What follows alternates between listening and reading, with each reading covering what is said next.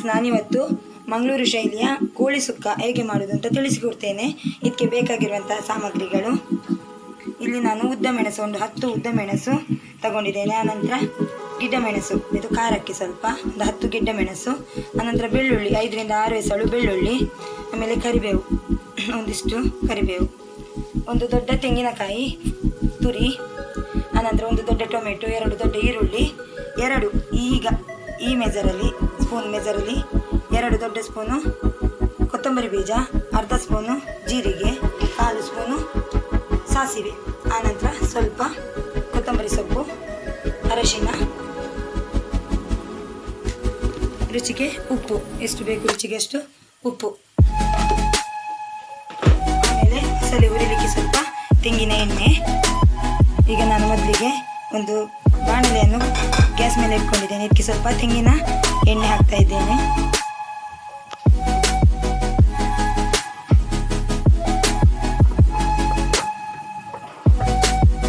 ಸ್ವಲ್ಪ ತೆಂಗಿನ ಎಣ್ಣೆ ಸಾಕು.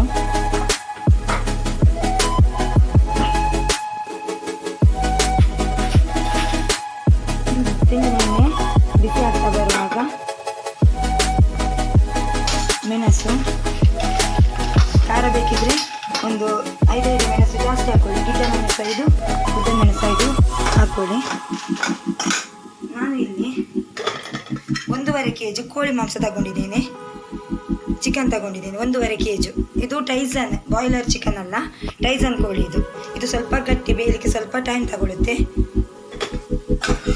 ಈಗ ಮಸಾಲೆಗೆ ಮೆಣಸನ್ನು ಚೆನ್ನಾಗಿ ಹುರ್ಕೊಳ್ಳಿ. ಖಾರ ಬೇಕಿದ್ದವರು ಒಂದು 5 ಮೆಣಸು ಜಾಸ್ತಿ ಹಾಕ್ಕೊಳ್ಳಿ. ಗಿಡ್ಡ ಮೆಣಸು ಒಂದು 5, ಉದ್ದ ಮೆಣಸು ಒಂದು 5 ಜಾಸ್ತಿ ಹಾಕ್ಕೊಳ್ಳಿ.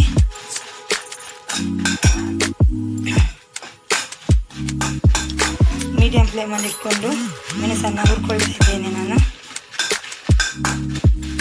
ನಾನು ಅಡಿಗೆಗೆ ಜಾಸ್ತಿ ತೆಂಗಿನ ಎಣ್ಣೆನೇ ಬಳಸ್ಕೊಳ್ತೇನೆ. ತೆಂಗಿನ ಎಣ್ಣೆ ಒಳ್ಳೆ ಫ್ಲೇವರ್ ಕೊಡುತ್ತೆ. ಯಾವುದೇ ತಿಂಡಿಗಾಗಿರ್ಬೋದು, ನಮ್ಮ ಕರಿಗಾಗಿರ್ಬೋದು, ಒಳ್ಳೆ ಫ್ಲೇವರ್ ಕೊಡುತ್ತೆ. ಈಗ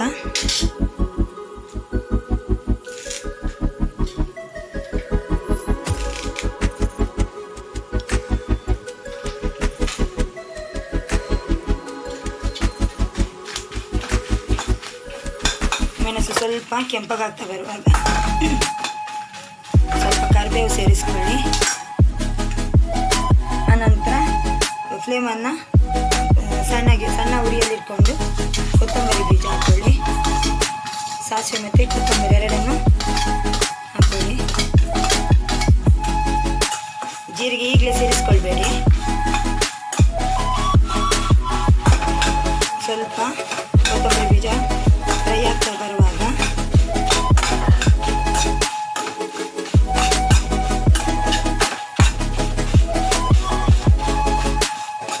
ಈಗ ನಾನು ಜೀರಿಗೆ ಸೇರಿಸ್ಕೊಳ್ತೇನೆ.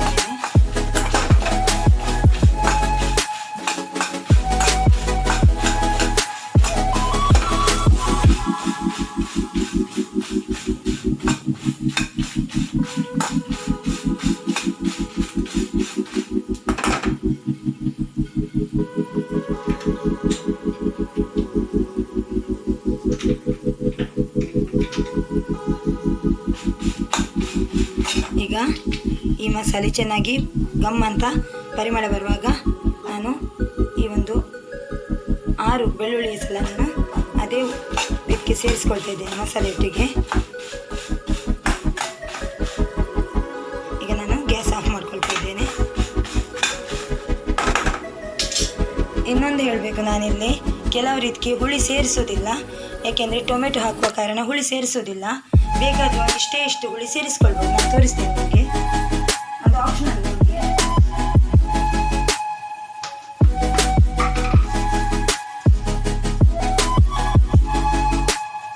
ಒಂದಿಷ್ಟು ಹಸಿ ಹುಳಿ ಸೇರಿಸ್ಕೊಂಡ್ರೆ ಆಗ್ಬೋದು. ಬೇಕಿದ್ರೆ ಹಾಕೊಳ್ಳಿ, ಇಲ್ಲದ್ರೆ ಬೇಡ. ನಾನು ಹಾಕ್ಕೊಳ್ತೇನೆ ಸ್ವಲ್ಪ.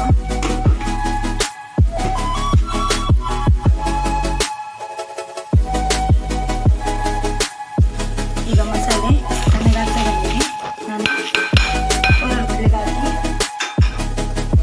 ಬೇಕಾದಷ್ಟು ನೀರು ಹಾಕೊಂಡು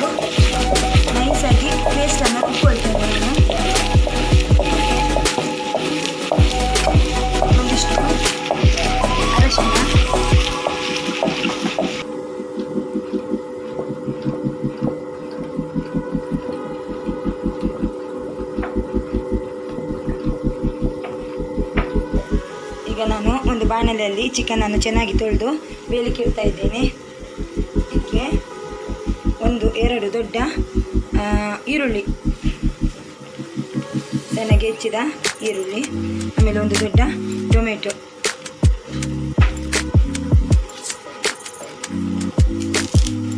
ಕರಿಬೇವು,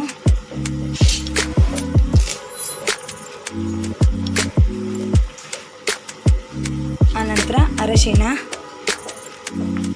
1/4 ಸ್ಪೂನು ಅರಶಿನದ ಪುಡಿ, ಉಪ್ಪು ಇಷ್ಟನ್ನು ಸೇರಿಸಿಕೊಂಡು ಬೇಯಲಿಕ್ಕೆ ಇಡ್ತಾ ಇದ್ದೇನೆ.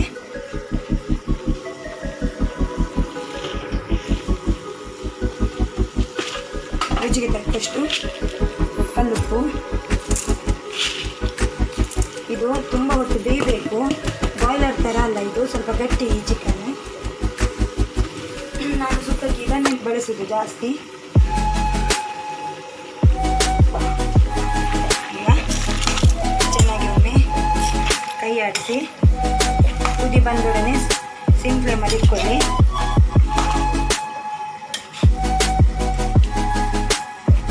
ಸಾಕೊಮ್ಮೆ ಕುದಿ ಬಂದ ನಂತರ ಸಿಮ್ ಫ್ಲೇಮಲ್ಲಿ ಇಟ್ಕೊಳ್ಳುವ. ಈಗ ಫಾಸ್ಟ್ ಗ್ಯಾಸಲ್ಲಿ ಇಟ್ಕೊಂಡೆ ಕುದಿಸ್ತಾ ಇದ್ದೇನೆ. ಇದು ಒಮ್ಮೆ ಕುದಿ ಬರಲಿ, ಆನಂತರ ಸಿಮ್ ಫ್ಲೇಮಲ್ಲಿ ಇಟ್ಟು ಬೇಯಿಸ್ಕೊಳ್ಬೇಕು.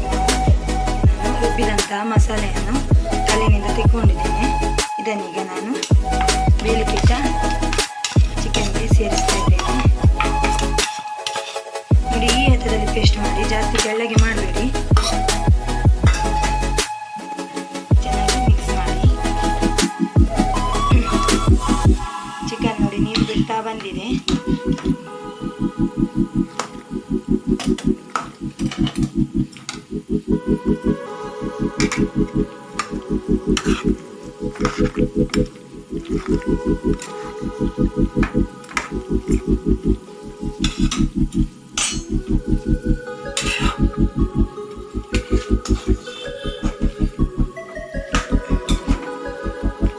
ಮತ್ತೆ ಇದನ್ನು ನಾನು ಚೆನ್ನಾಗಿ ಮಿಕ್ಸ್ ಮಾಡಿಕೊಂಡು ಈಗ ನಾನು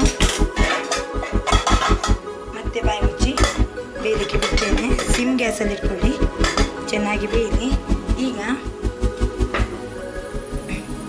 ಅದೇ ಮಸಾಲೆ ರುಬ್ಬಿದ ಕಲ್ಲಿಗೆ ನಾನು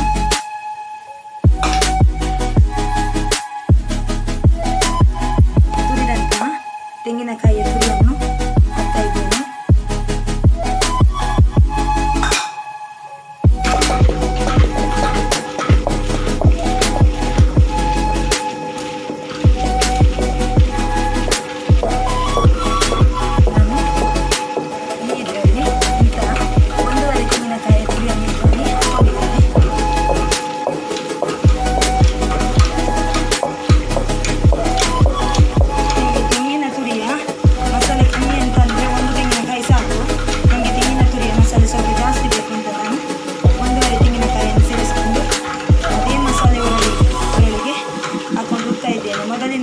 ಮೆಣಸಿನ ಮಸಾಲೆ ತೆಗೆದು ಅದರಲ್ಲಿ ಚಿಕನನ್ನು ಬೇಯಲಿಕ್ಕೆ ಸೇರಿಸಿಕೊಂಡು ಈಗ ಅದೇ ಒರಳಿಗೆ ನಾನು ತೆಂಗಿನ ತುರಿಯನ್ನು ಸೇರಿಸ್ಕೊಂಡಿದ್ದೇನೆ. ಇದು ಹದವಾಗಿ ನೈಸ್ ಆಗ್ತಾ ಬರುವಾಗ ನಾನು ಗ್ರೈಂಡರ್ನಿಂದ ಇದನ್ನು ತೆಗಿತೇನೆ. ತುಂಬ ನೈಸ್ ಬೇಡ ಇದು, ಏಕೆಂದರೆ ನಾನು ಮಾಡೋದು ಚಿಕನ್ ಸುಕ್ಕ. ಮಿಕ್ಸಿಯಲ್ಲಿ ಕೂಡ ರುಬ್ಬುದಾದರೆ ನೀವು ಹಾಗೆಯೇ ಮಾಡಿ. ಮೊದಲಿಗೆ ಮೆಣಸಿನ ಮಸಾಲೆ ಹಾಕಿ ಅದನ್ನು ತೆಗೆದು ತುಂಬ ತೆಳು ರುಬ್ಲಿಕ್ಕೆ ಹೋಗಬೇಡಿ, ಮಸಾಲೆ ಗಟ್ಟಿ ಇರಲಿ. ನೈಸಾಗಿ ರುಬ್ಬಿದ ಮೆಣಸಿನ ಮಸಾಲೆಯನ್ನು ಮೆಣಸು ಮತ್ತು ಎಲ್ಲ ಸಾಮಾನ್ಯ ಮಸಾಲೆಯನ್ನು ತೆಗೆದು ಅದೇ ಮಿಕ್ಸಿ ಜಾರಿಗೆ ನೀವು ಈ ತೆಂಗಿನ ತುರಿಯನ್ನು ಹಾಕಿ ಹದಕ್ಕೆ ಈ ಥರ, ತುಂಬ ನೈಸ್ ಬೇಡ, ಒಂದು 40-50% ನೈಸ್ ಆದರೆ ಸಾಕು. ಅದಕ್ಕೆ ರುಬ್ಕೊಳ್ಳಿ ನೀವು. ನನಗೆ ಸ್ವಲ್ಪ ನೆಗಡಿ ಆಗಿದೆ ಮಾತಾಡಲಿಕ್ಕೆ.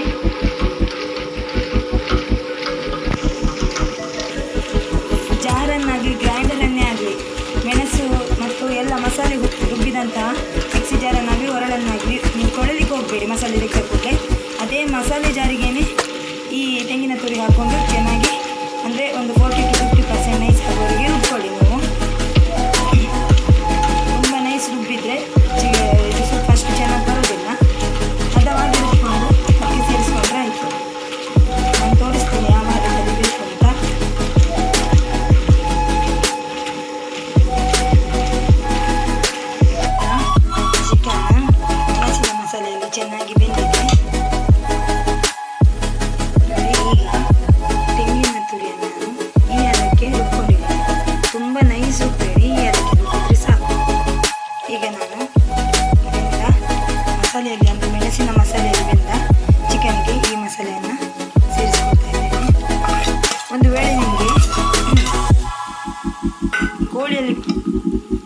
ಬೇಯುವಾಗ ನೀರು ಕಮ್ಮಿ ಅಂತ ಅನಿಸಿದರೆ ಒಂದು ವೇಳೆ ಚಿಕನ್ ಬೆಂದಿಲ್ಲದಿದ್ದರೆ ಒಂದು ಸ್ವಲ್ಪ ನೀರು ಸೇರಿಸ್ಕೊಳ್ಬೋದು.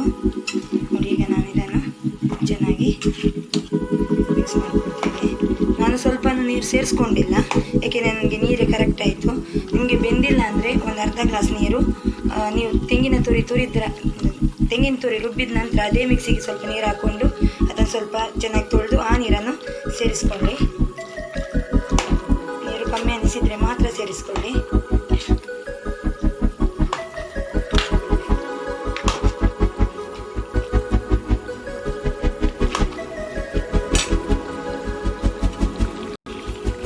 ಈಗ ನಾನು ತೆಂಗಿನ ಮಸಾಲೆಯನ್ನು ಚೆನ್ನಾಗಿ ಮಿಕ್ಸ್ ಮಾಡ್ಕೊಂಡಿದ್ದೀನಿ. ನೋಡಿ, ಈ ಥರ ಬರುತ್ತೆ. ನಿಮಗೆ ಡ್ರೈ ಬೇಕಂದರೆ ಸ್ವಲ್ಪ ನೀರು ಆರಿದ ನಂತರನೇ ತೆಂಗಿನ ಮಸಾಲೆಯನ್ನು ಸೇರಿಸಿಕೊಳ್ಳಿ ಚಿಕನ್ಗೆ. ನನಗೆ ಡ್ರೈ ಬೇಡ, ಸ್ವಲ್ಪ ಈ ಟೈಪ್ ಗಸಿಗಸಿದ್ರೆ ಸಾಕು. ನಾನು ಮಿಕ್ಸ್ ಮಾಡಿಕೊಂಡು ಸ್ವಲ್ಪ ಚೆನ್ನಾಗಿ ಕುದಿ ಬರಲಿ. ಕುದಿ ಬಂದ ನಂತರ ಸ್ವಲ್ಪ ಸೇರಿಸ್ಕೊಂಡು ಸಣ್ಣ ಒಗ್ಗರಣೆ ಕೊಡ್ತೇನೆ.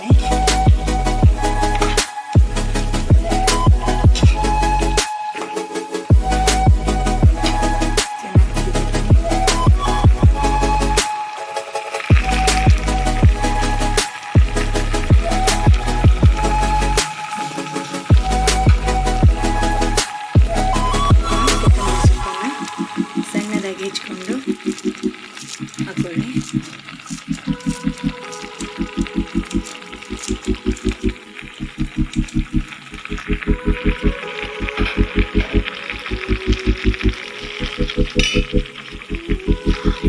ಮತ್ತೊಮ್ಮೆ ಕೈ ಆಡಿಸಿ ಚೆನ್ನಾಗಿ ತಳ ಹತ್ತದಂತೆ ನೋಡ್ಕೊಳ್ಳಿ. ಬಾಯ್ಲರ್ ಕೋಳಿಗೆ ಬೇರೆ ಥರ ನಾನು ಸುಕ್ಕಕ್ಕೆ ಮಸಾಲೆ ತೆಗಿತೇನೆ. ಟೈಸನ್ ಕೋಳಿಗೆ ನಾನು ಈ ರೀತಿ ಮಸಾಲೆ ತೆಗಿತೇನೆ. ನಾನು ಬೇರೆ ಬೇರೆ ಮಸಾಲೆ, ಎರಡಕ್ಕೂ ಬೇರೆ ಬೇರೆ ವಿಧಾನವಾದಂಥ ಮಸಾಲೆ ತೆಗಿತೇನೆ. ಬಾಯ್ಲರ್ ಸುಕ್ಕವನ್ನು ಇನ್ನೊಮ್ಮೆ ನಾನು ನಿಮಗೆ ಮಾಡಿ ತೋರಿಸ್ತೇನೆ ಹೇಗೆ ಅಂತ. ಇದು ಟೈಸನ್ ಕೋಳಿ ಸುಕ್ಕ. ಇದೊಂದು 1.5 ಗಂಟೆ ಸುಮಾರು ಹೊತ್ತು ಬೇಯಲಿಕ್ಕೆ ಬೇಕು ಇದು. ಈಗ ಗ್ಯಾಸ್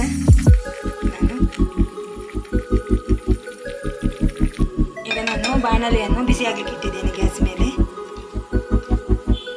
ಈಗ ಅದಕ್ಕೆ ತುಪ್ಪ ಅಥವಾ ಎಣ್ಣೆ ಒಗ್ಗರಣೆ ಕೊಡಿ. ಯಾಕೆಂದರೆ ಚಿಕನ್ ಸ್ವಲ್ಪ ಹೀಟು, ಅದಕ್ಕೆ ನಾನು ತುಪ್ಪದ ಒಗ್ಗರಣೆ ಕೊಡ್ತೀನಿ.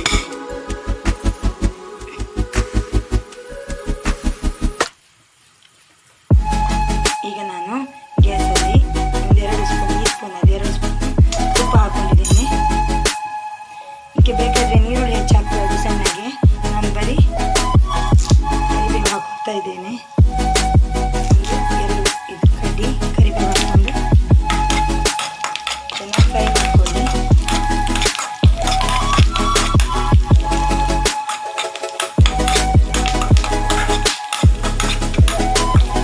ಚೆನ್ನಾಗಿ ಫ್ರೈ ಮಾಡ್ಕೊಳ್ಳಿ. ಕರಿಬೇವನ್ನು ತುಪ್ಪದಲ್ಲಿ ಚೆನ್ನಾಗಿ ಹುರ್ಕೊಂಡು ಕರಿಬೇವು ಚೆನ್ನಾಗಿ ಫ್ರೈ ಆದ ನಂತರ ಅದೇ ಚಿಕನ್ ಸುಕ್ಕಕ್ಕೆ ನಾವು ಸೇರಿಸ್ಕೊಳ್ಳೋಣ. ತೆಂಗಿನ ಎಣ್ಣೆಯಲ್ಲೂ ಕೂಡ ಒಗ್ಗರಣೆ ಹಾಕ್ಕೊಳ್ಬೋದು ನಾವು.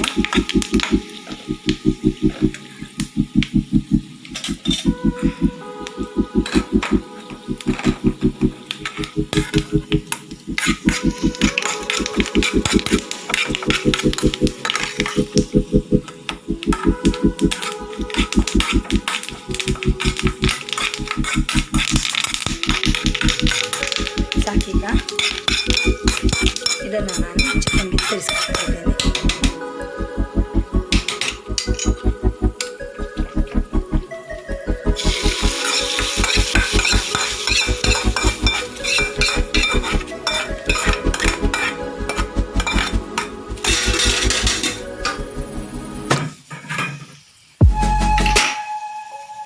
ಬಿಸಿಯಾದಂತಹ ಮಂಗಳೂರು ಶೈಲಿಯ ಟೈಸನ್ ಕೋಳಿಯ ಸುಕ್ಕ ರೆಡಿಯಾಗಿದೆ. ಈ ರೆಸಿಪಿಯನ್ನು ನೀವು ಕೂಡ ನಿಮ್ಮ ಮನೆಯಲ್ಲಿ ಟ್ರೈ ಮಾಡಿ. ಈ ರೆಸಿಪಿ ನಿಮಗೆ ಇಷ್ಟವಾದಲ್ಲಿ ಲೈಕ್ ಮಾಡಿ, ಶೇರ್ ಮಾಡಿ, ಕಮೆಂಟ್ ಮಾಡಿ, ಸಬ್ಸ್ಕ್ರೈಬ್ ಮಾಡಿ. ಜೊತೆಗೆ ಪಕ್ಕದಲ್ಲಿರುವಂತಹ ಬೆಲ್ ಐಕನ್ನ